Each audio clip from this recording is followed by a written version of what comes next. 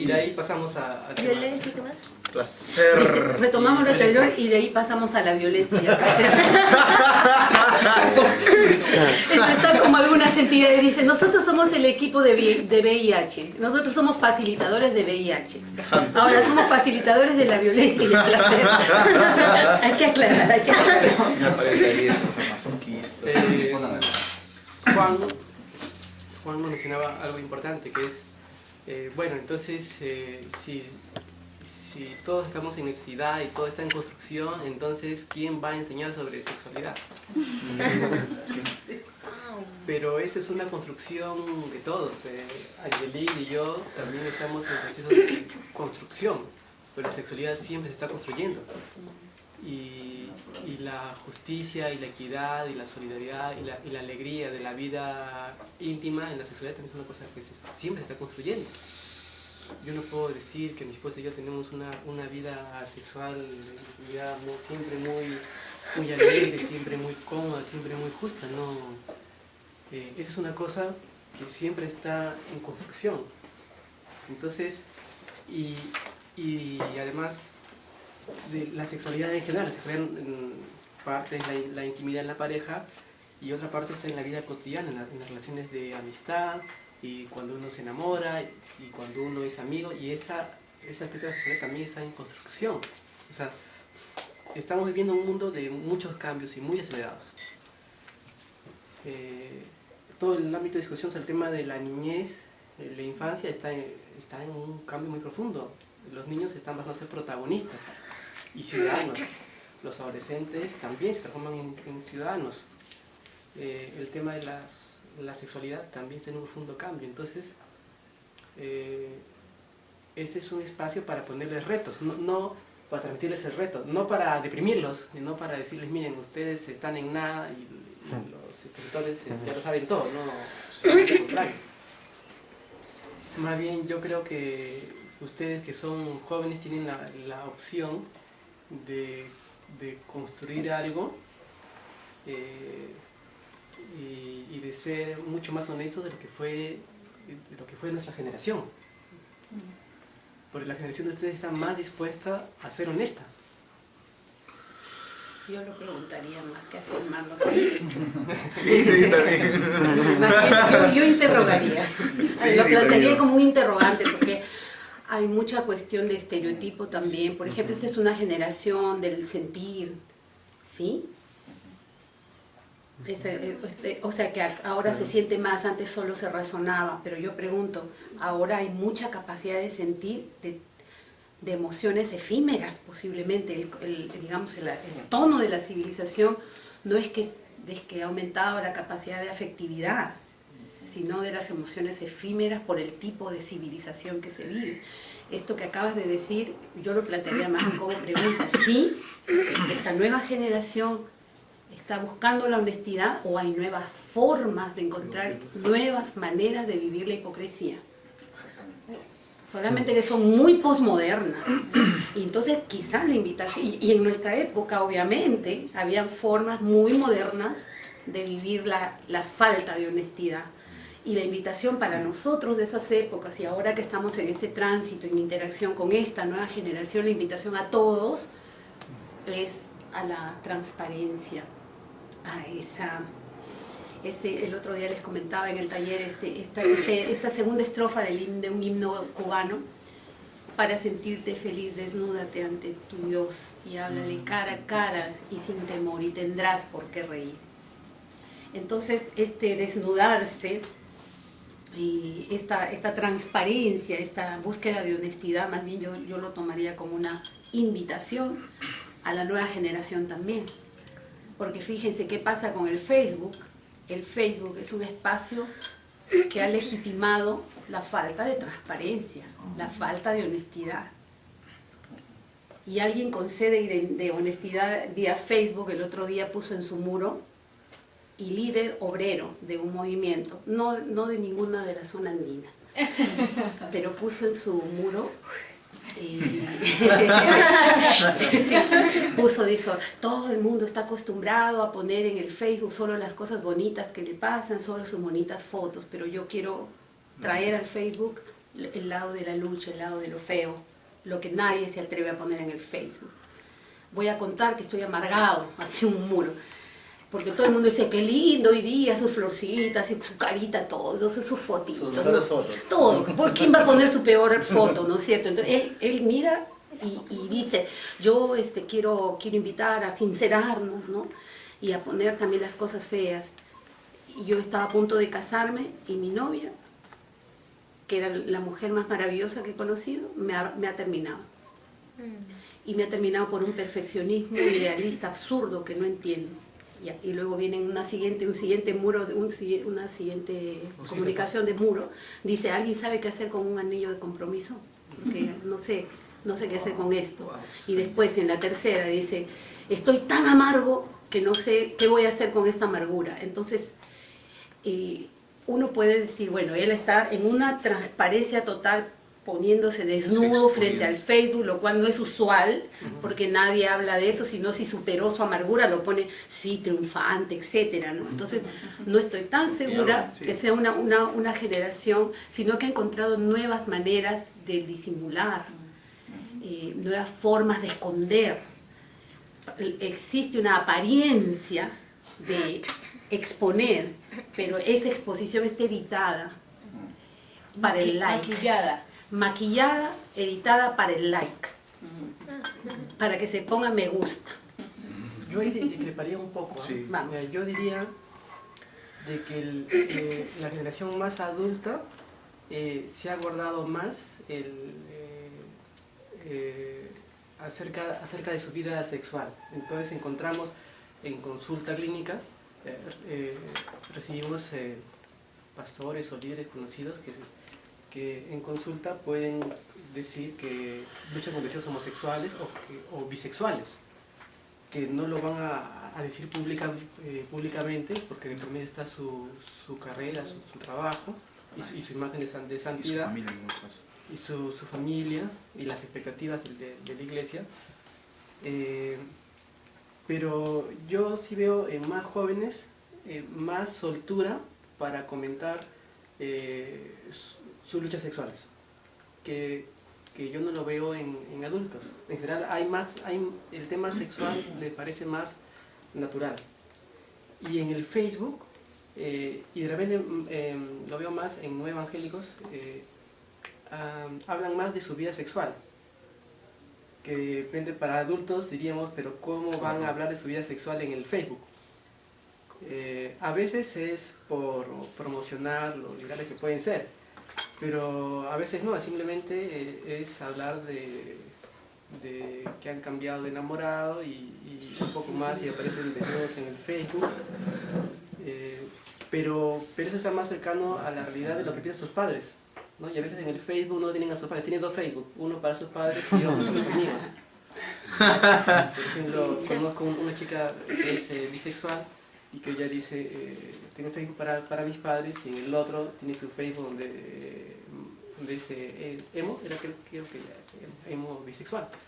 Entonces, no digo emo y bisexual. Sí.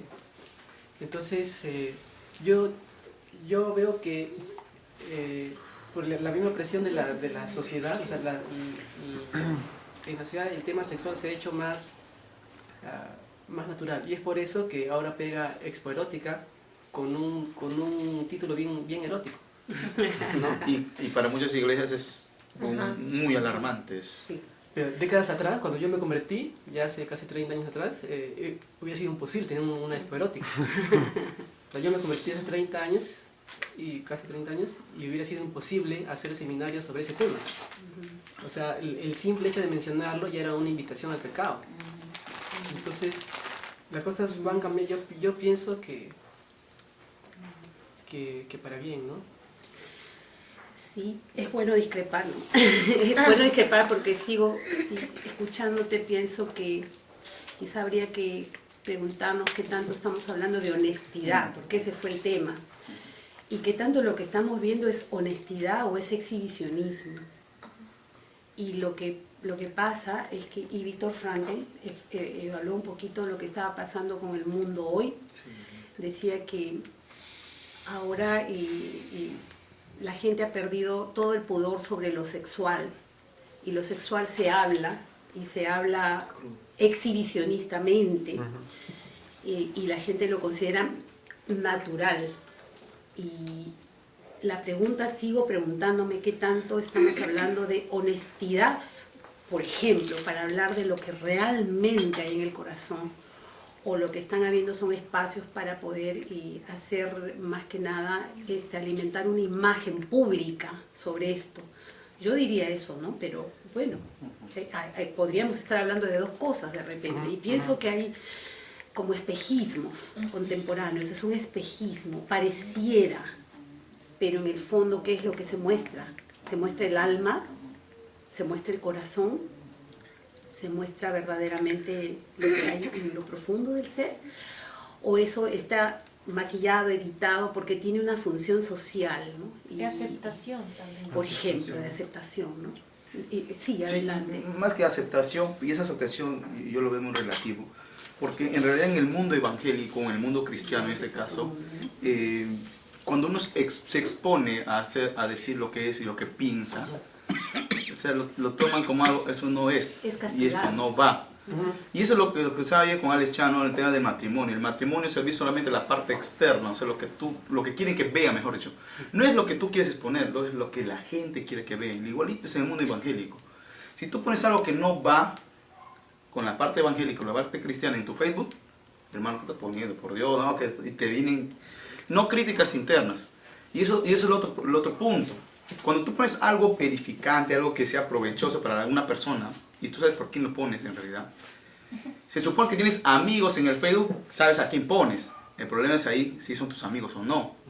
Y te ponen like es porque solamente cosas que no producen, ¿no? Entonces vas a ver 10.000 likes en algo que no es nada interesante.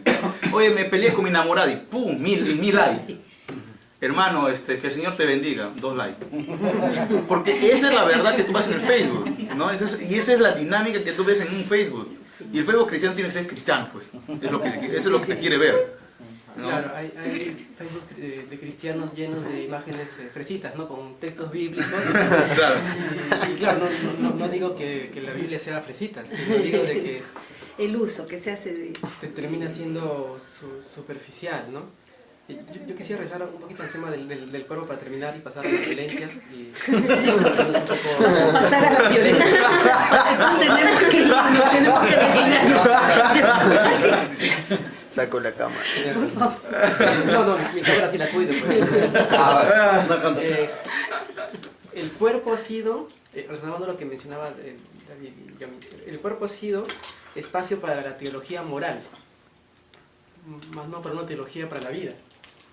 O sea, cuando se ha hablado del cuerpo en la teología medieval, que ha sido pues, pasó muy largo en la historia, hablar del cuerpo era hablar de las prohibiciones, era hablar finalmente del pecado. El cuerpo no era un espacio teológico para hablar de la alegría, para hablar de la comunidad, para hablar del placer.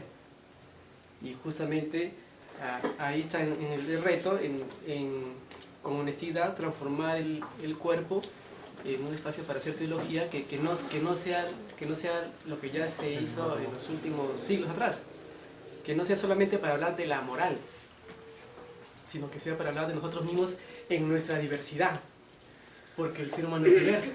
La teología medieval habló del ser humano como un ser abstracto, porque era el enfoque escolástico y neoescolástico de hablar del ser humano como una generalidad. La tendencia moderna, de las teologías modernas, es más bien hablar de los grupos concretos y específicos, de seres humanos que hacen teología. Y la teología pues no está en manos solamente de los teólogos, sino de todo aquel que quiere pensar a su Dios y que quiere pensarse a sí mismo y su comunidad en relación a Dios. Entonces, todos hacemos teología en realidad. Desde el creyente más humilde en la iglesia, y nosotros hacemos teología. Porque nadie vive en función de un manual discipulado ni de la creación de fe de la denominación. Todos vivimos en base a nuestra interpretación que hacemos de lo aprendido en la iglesia y de lo que hemos aprendido en la vida y de las decisiones que tomamos cada día. Y eso es hacer teología. Lo que pasa es que no se escribe, lo que pasa es que no se publica, pero eso es teología. Entonces, al hablar de principios para hacer teología del cuerpo, por ejemplo, Génesis 1 es un relato de la creación en donde vemos el tema de la equidad entre hombre y mujer, porque el encargo que Dios hace al ser humano en Génesis 1:26 es a hombre y mujer, ¿no? Pero claro, la producción y la reproducción, a hombre y mujer, ahí no hay separación de los hombres se encargan de la producción y la mujer de la reproducción. Pero es que hemos leído Génesis 1 a partir de Génesis 2, y Génesis 2, que es un texto más ligado a la alegría, al deseo, lo hemos terminado usando para justificar una relación de poder entre hombre y mujer, porque como la mujer sale del hombre, entonces la mujer tiene que sujetarse al hombre, ¿no? Y retomando una idea muy popular en la época de Pablo, la mujer es gloria del hombre y el hombre es gloria de Dios, ¿no?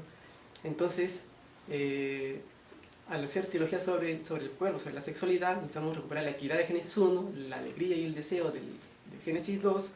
Necesitamos recuperar la alegría de los evangelios. ¿Qué es el evangelio? Es la buena nueva para los pobres, para los discriminados, para aquellos que están esclavizados.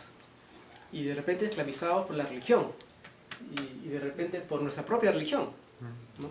Porque si la gente llega de la calle esclava del alcohol, de las drogas o de una vida sexual lasciva y llega a nuestra iglesia y se libera de eso, se libera de una cosa y se hace esclava de otra, ¿no? Se hace esclava de una opción legalista, antisexual, represora. Entonces los liberamos de una cosa para esclavizarlos de otra, y esa no es la idea, ¿no? Proverbios tiene también sus textos eróticos, ¿no?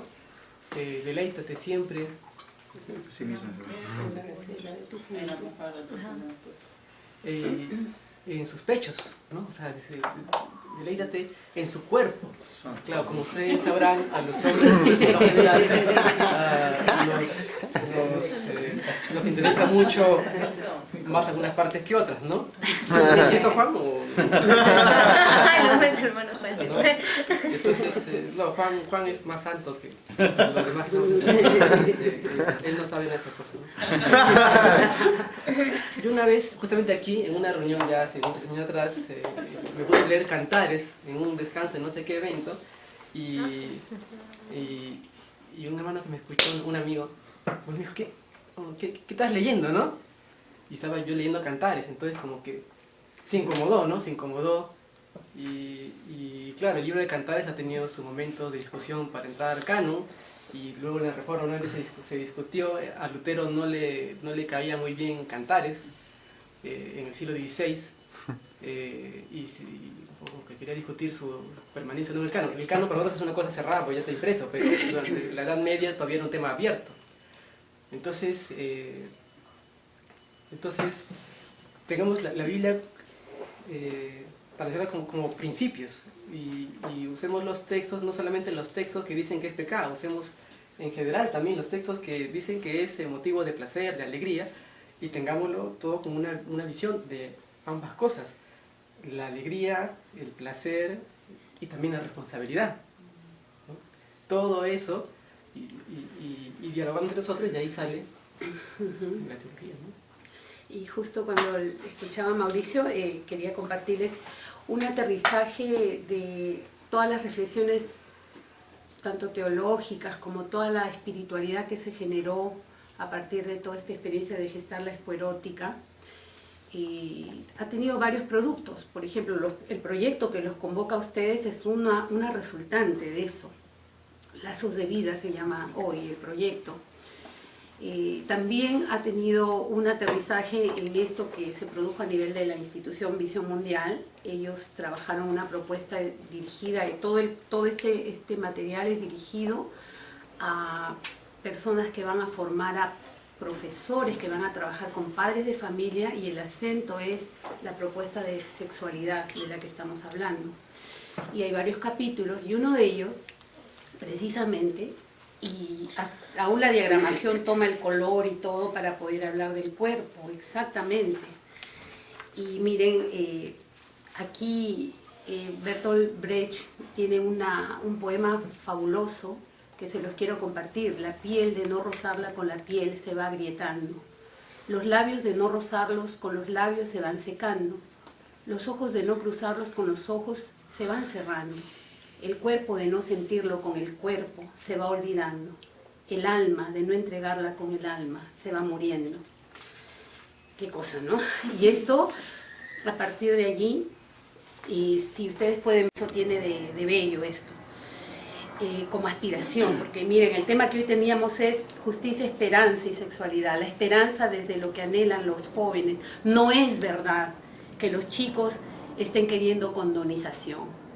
O sea, no es verdad que ellos se contenten con aquello que hasta los ministerios de educación han tirado la toalla y piensan que solamente los chicos quieren sexo seguro. Eso no es cierto.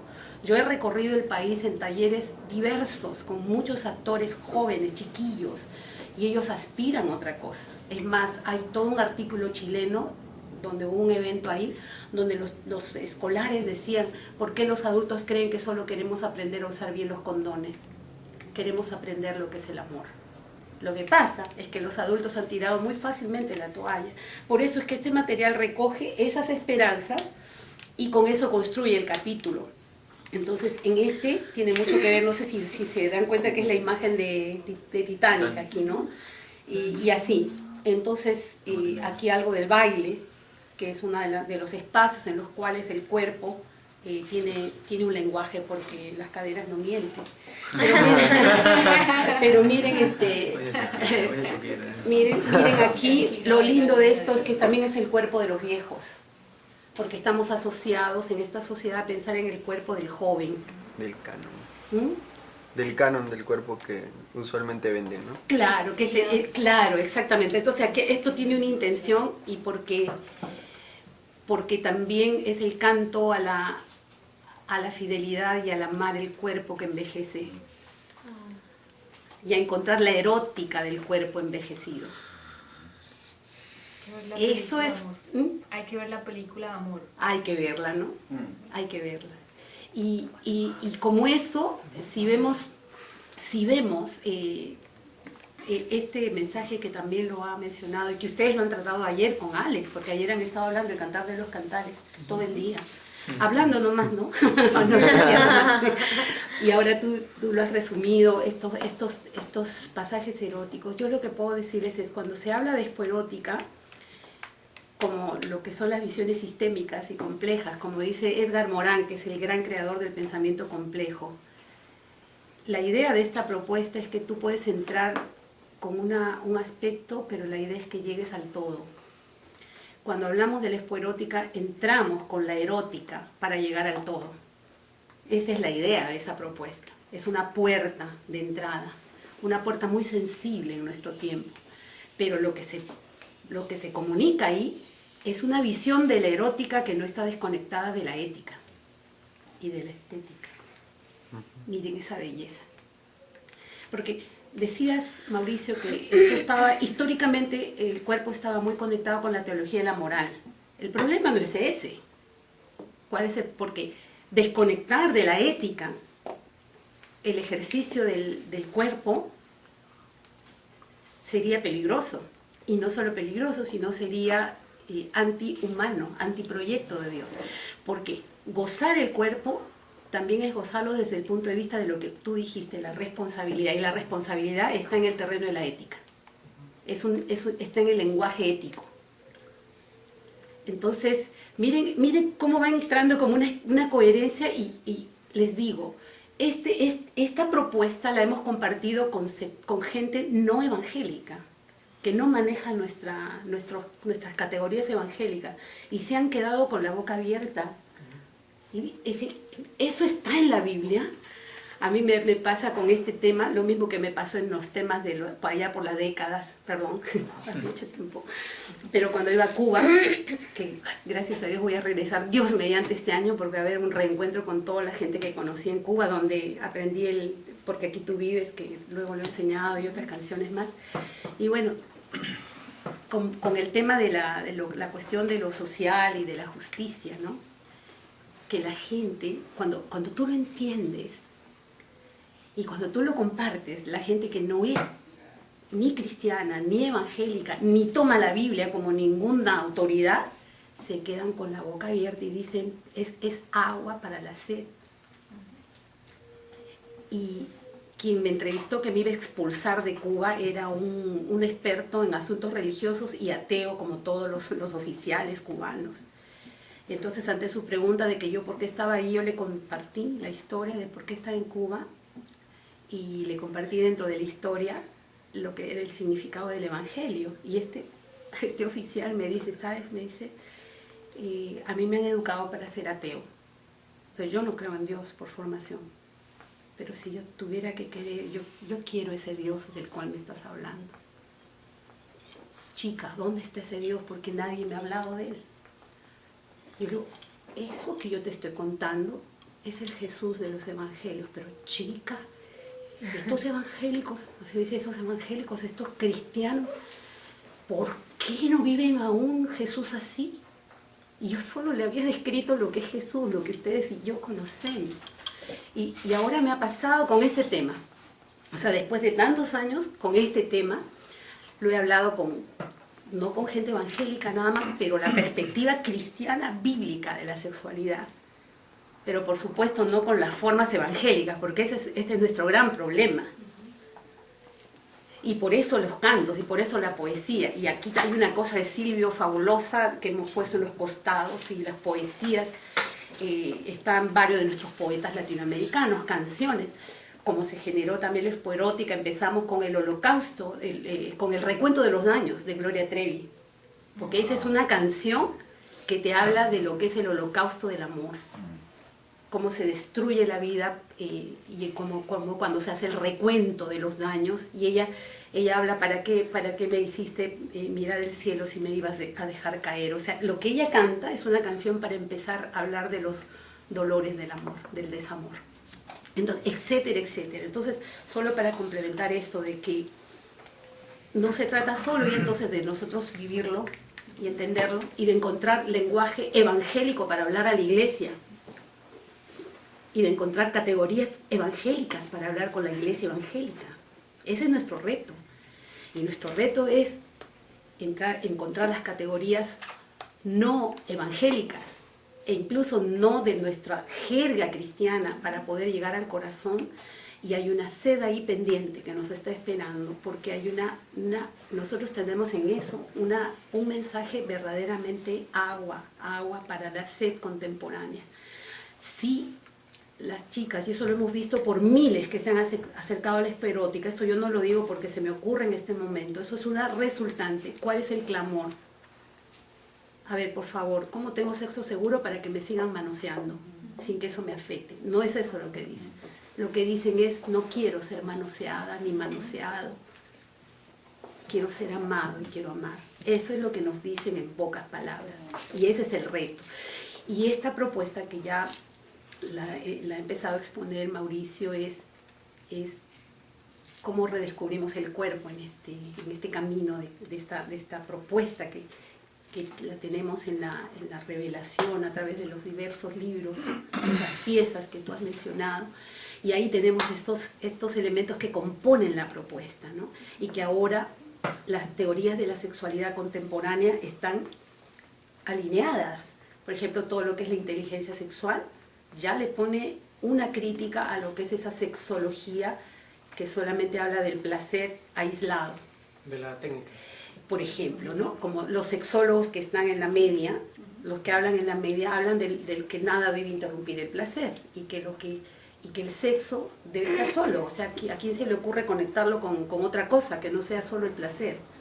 ¿No? Y sin embargo ya los mismos estudios ya arrojan conclusiones diferentes a eso. La inteligencia sexual es un paradigma, es un modelo para estudiar la sexualidad que te dice que no es solamente tu placer, que se necesitan por lo menos 3 componentes. Y eso está en la línea de lo que es la propuesta cristiana de la sexualidad de la que estamos hablando. Esa inteligencia sexual, esa sabiduría sexual tiene que ver con el cuerpo, por ejemplo. Pero el cuerpo no aislado, porque desde la perspectiva cristiana el cuerpo no se vive como cuerpo solo, sino es el cuerpo en su integralidad con el alma. Y esa integralidad es la que es bien difícil vivir y que debe ser ministrada. Debe ser ministrada en nosotros mismos y en otros. Esa integralidad, esa posibilidad de vivir una caricia erótica que al mismo tiempo entregue ternura, eso es maravilla. Eso es maravilla, pero eso no es fácil por cómo se ha distorsionado, y eso no nos pasa solo a los evangélicos. Hemos estado hablando de las distorsiones. No, eso le pasa al mundo.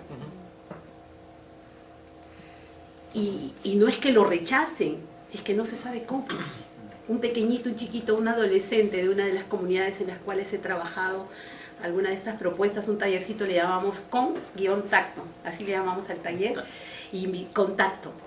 Y en eso, por inspiración de Restrepo, que habla mucho del tacto, en la ternura, este chiquito es un adolescente de una zona de extrema pobreza en Lima, nos dice: Angie, enséñennos a enamorar.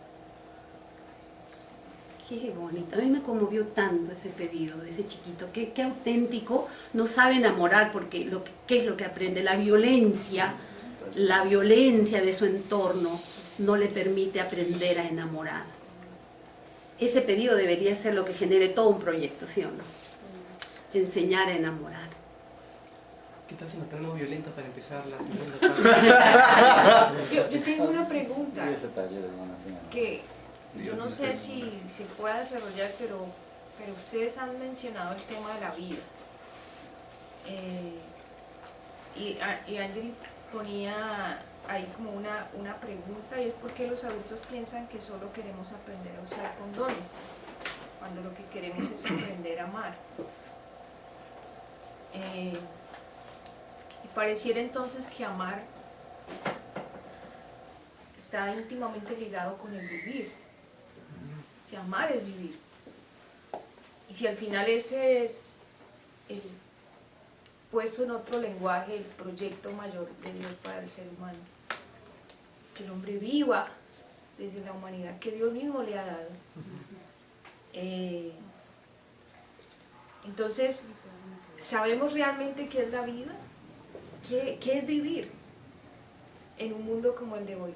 Puesto de manera dicotómica, ¿cierto? Tu cuerpo, tu parte física, tus emociones, tu inteligencia, tu alma. Entonces, ¿qué es vivir? Esa vendría a ser mi pregunta hoy. Bueno, en UCU estamos desarrollando el tema de sentido de vida. Entonces la pregunta es, ¿cuál es el sentido de la vida hoy?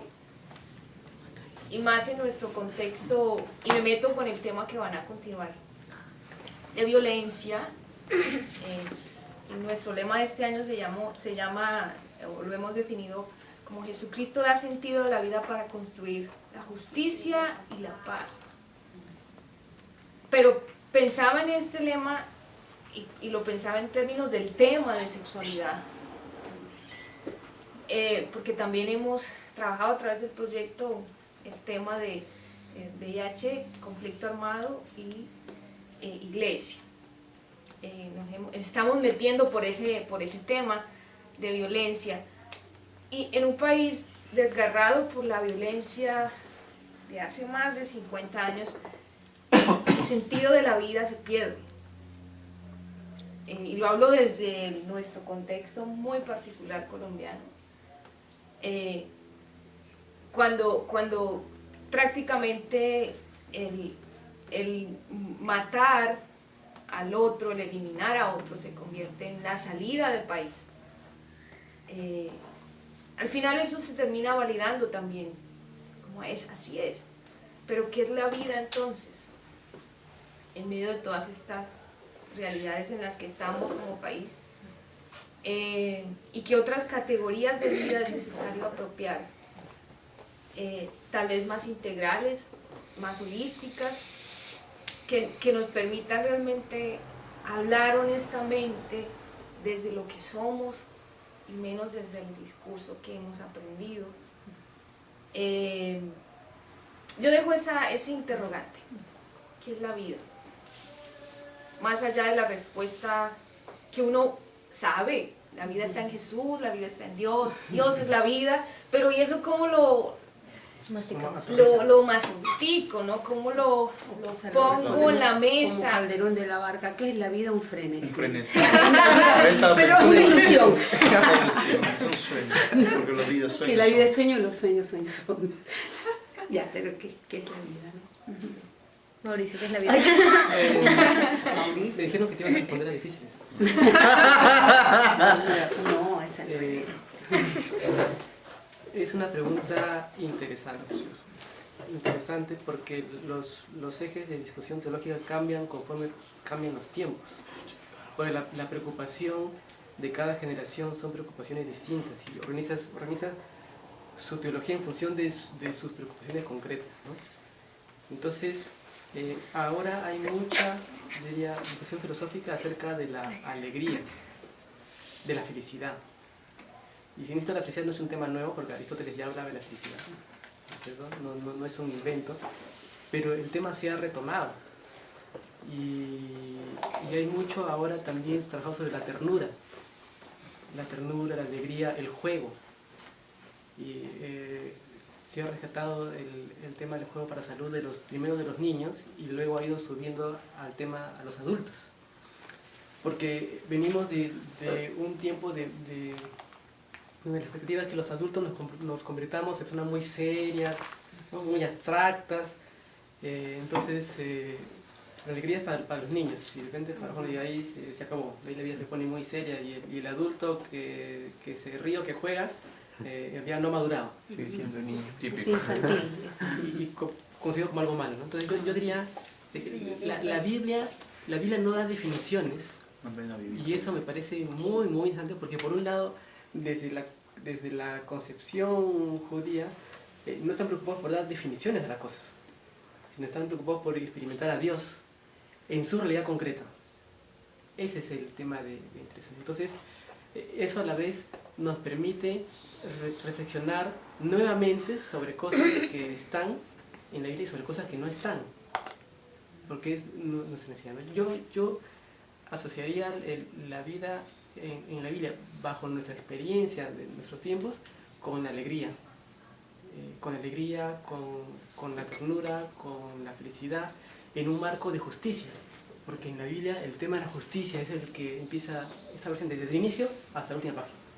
Desde la primera página hasta la última página, el tema de la justicia, en la ley, en los profetas, de redención final, está en la tierra. Entonces yo por ahí ubicaría el tema de la vida, ¿no? Pensando en qué rutas podríamos seguir bíblicamente para respondernos una pregunta de este peso, porque es un peso filosófico muy, muy grande, ¿no? Y existencial mismo, ¿no? Si recordamos que Jesús mismo dijo, pues yo soy el camino, la verdad y la vida, ¿no? Y por otro lado, cuando se describe qué cosa es la vida eterna, recordamos, ¿cuál es la respuesta? Que te conozcan a ti. Y esta es la vida eterna, que te conozcan a ti, a Jesucristo, a quien tú has enviado. Y si juntamos estas piecitas, que es como la hermenéutica a la que también les estamos invitando, es decir, siempre mirar los principios conectores y no las cosas aisladas, sino mirarlo desde la gran comprensión de Dios a partir de vivencias a lo largo de los años registradas en este texto que es la Biblia. Entonces vamos encontrando algunas pistas.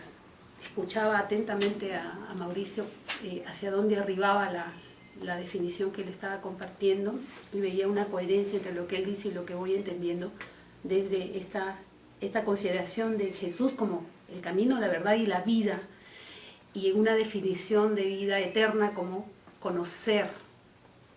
Y desde el punto de vista de la Biblia, conocer es la intimidad, el vínculo más profundo. El conocer no es tener información sobre Dios, sino relacionarse con Él. Esa es la vida eterna, relacionarse con Él. Y cuando uno ve justo esto de la nueva generación, Jerusalén, es Apocalipsis 21, cuando uno describe ese gráfico que se da, lo que uno descubre ahí es la comunión, otra vez, que se supone que esa es la vida, es esa comunión íntima, es esa posibilidad del vínculo, del encuentro, de ese conocerse. Y recuerdan cómo describe Apocalipsis 21, esa situación, si uno la pone en palabras ya no simbólicas, porque eso está llena de símbolos, es esas relaciones de encuentro entre Dios, su pueblo y entre sí. Y por eso es que dice que ya no se necesita ni templo en esa ciudad, porque Dios habita en medio y está relacionándose. Entonces esa es la vida. Yo de ahí saco una definición. Y es esta definición que me hace pensar en algo tan sencillo y tan simple como es posible que tengamos muchas cosas y sin embargo no se vive. Es posible que tengamos muchos logros y sin embargo no vivimos. Y cuando se vive, cuando podemos tener este vínculo, este encuentro, cuando estamos vivenciando el encuentro con Dios, con otros, con la creación, cuando establecemos ese vínculo, entonces estamos viviendo. ¿Qué es la vida? Es esa posibilidad de construcción, de relación, de vínculo. Y todo lo demás son herramientas complementarias, pero al final de cuentas es eso. O sea, que es como el primer mandamiento. Es el primer mandamiento al final de cuentas. Esa es la vida. Volvemos al punto de partida otra vez. Entonces, según lo que estoy conectando algunas partes de la Biblia ahora, ¿cómo se traduce eso? O qué es lo que, en esta relación, qué es lo que se da, en esta relación, de qué carácter es, porque no es cualquier relación, porque intentos de relacionarnos hay ahorita en el mundo. La misma política es una forma de relación, es una forma de administrar la relación social, pero ¿de qué tipo de relación estamos hablando? ¿De qué vida estamos hablando? ¿De qué tipo de vínculo? Y ahí es donde viene ya la identidad de eso, que es lo que nos ha dicho Mauricio, ¿no? Esto de la alegría. La alegría emerge en Isaías, es muy clarito, ¿no? La alegría y la hermosura como descripciones de esa forma de convivencia. Convivencia, fíjense, convivencia, vivencia es vida, vivir convivencia. La convivencia como la expresión de la vida. Y nunca es mi vida, nada más, siempre es nuestra vida. Eso ya lo han dicho varios filósofos, que no se construye el yo sin el nosotros. Esa convivencia. Desde esta descripción que hace la propia palabra, tiene estos elementos que Mauricio nos decía: la justicia, la paz, la alegría, el disfrute, la hermosura. Todo eso es muy profético. Está en Isaías en particular muy clarito. Hay capítulos enteros que nos hablan de la alegría, de la hermosura, como dos aspectos de esta convivencia, la justicia. Entonces, por allí llegaría mi respuesta. Y esto, ¿cómo nos conecta otra vez con el tema? Cada vez que rompo el vínculo, cada vez que agredo eso, esa violencia es la que genera un atentado contra la vida. El otro día, justamente Mauricio él lo puede explicar mejor en este conversatorio que ya habíamos tenido los dos antes con un grupito que estaba en las celebraciones. Él decía que justamente, ¿no? Tú lo dijiste, Mauricio, justamente es en el espacio de la sexualidad donde se ejercen las mayores violencias y es un ejercicio violento del poder, el espacio de la sexualidad, ¿no? Entonces se quiebra esta vida, el vínculo, se quiebra incluso cuando eres violentado se quiebra el vínculo contigo mismo, porque una salud mental es cuando tienes vínculo sano contigo mismo. Y las personas que están quebradas por una sexualidad violenta se quiebran consigo mismas, para empezar. Antes de quebrar tu vínculo con el otro, te has quebrado internamente. Quienes hemos acompañado, por ejemplo, violencia sexual, quienes hemos hecho acompañamiento ya de terapia, sabemos que una de las cosas que hay que hacer con alguien que ha tenido violación sexual es que se recupere su conexión interna. Como en la sierra dicen que el alma se le ha escapado del cuerpo y hacen todo un amarrado con manta y hacen todo un camino de regresar el alma del cuerpo. Cuando una persona ha tenido violencia sexual, el alma se le ha ido del cuerpo. Miren, o sea, ha perdido el vínculo en sí misma. Este cuerpo es una cosa extraña, sucia, que no puede soportar la persona que ha sido violada. Y parte de la terapia es reintegrar cuerpo con espíritu, con alma. ¿Se dan cuenta? Yo por ahí veo cómo podemos explicar, no solo explicar la violencia, sino afrontar esa fragmentación que produce la violencia. En el caso de la violencia sexual, muy en particular, la violencia en general, pero la violencia sexual tiene una particularidad que te destroza toda tu integridad por su característica. Entonces, esa recomposición, otra vez para volver a vivir, a reconectarnos, ¿no? Habrás trabajado esa parte terapéutica seguramente, Mauricio, y ahí le doy el espacio a él para que nos comente lo que Recordando lo que mencionabas, una joven hace muchos años atrás me decía, ella había sido víctima de abuso sexual cuando tenía 7 años. Ella decía, iba a casa de un vecino, ella era familia creyente, el vecino también era familia creyente, y cuando iba a la casa del vecino, el vecino la tocaba. Y ella disfrutó de esos tocamientos, entonces, que no es lo común, pero fue el caso de ella. Y ella me decía, mi cuerpo me traicionó. Y justamente es esa separación, digamos, usando una metáfora entre cuerpo y alma, porque eso que trataba de separar lo sucio, entre comillas, lo que ella experimentaba como sucio de sí misma, que era haber disfrutado de esos tocamientos cuando era niña, ¿no? Y eso destruye profundamente. Para quienes no hemos sido víctimas, nos puede costar mucho tratar de entender el tamaño de esa destrucción, sean de niños o sean de jóvenes o de adultos. Una vez una pareja llegó a consulta, un matrimonio llegó a consulta a raíz de la vida sexual, porque el marido quería tener sexo anal con ella y le exigía. Y ella le respondía, a ver, que te metan un palo por el trasero, ¿no? A ver cómo lo sientes.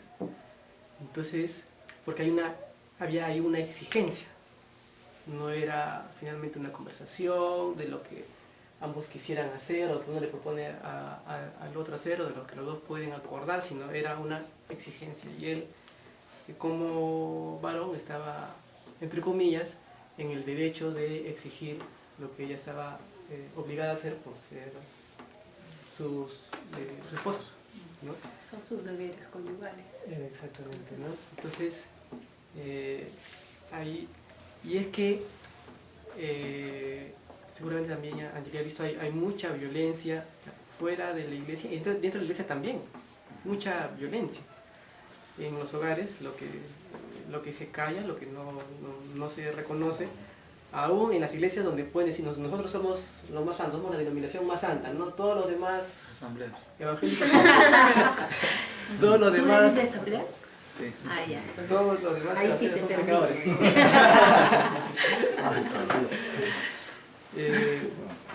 Hay mucha violencia. En los enamorados también hay mucha violencia, ¿no? El enamorado que le exige a la enamorada de que se venga de cierta manera, que se ponga falda o que se ponga un jean apretado y se lo exige. Ahí hay también violencia.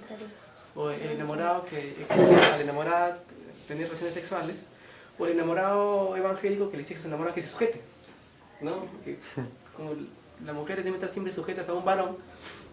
Una vez en una iglesia, muchos años atrás, en una reunión de jóvenes, un joven se paró y dijo, la mujer tiene que estar sujeta porque como ella tiende al pecado, hay que controlarla, porque si no nos hace pecar a todos.